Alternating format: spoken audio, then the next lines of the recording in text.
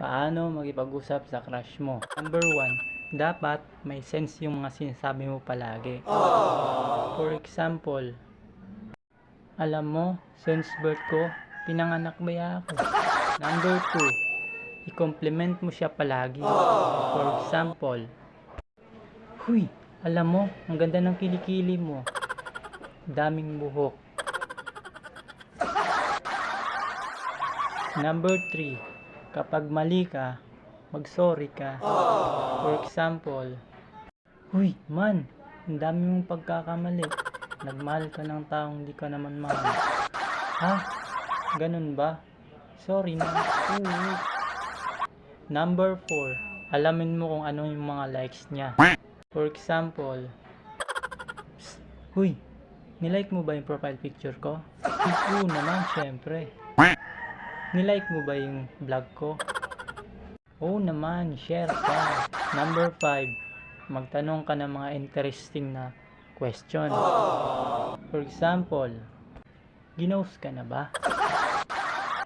Number 6, pag nanligaw ka sa kanya, ligawan mo rin yung pamilya niya. For example, dito, nanligaw ba ako sa anak nyo? Ah, ganun ba? Okay lang. Okay lang din na ligawan ko kayo. Number 7, bigyan mo siya ng pagkain. Ay, pagod na akong mag-content. Nagugutom na ako. May pagkain ba kami sa bahay? Nasa school man tayo. Umuwi ka na. Number 8, i-pick up lines mo siya. Sample, airplane ka ba? Bakit? Di ka kasi magiging masaya pag di ako yung mahal mo. Number 9, suportahan mo siya palagi. For example, ay, pagod na akong mag-aaral. Ganun ba? Huminto ka na. I will support you.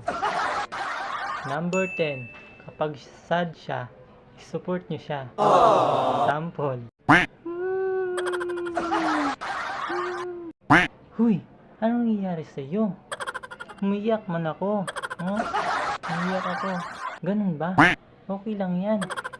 Di mo kasi ako naiintindihan.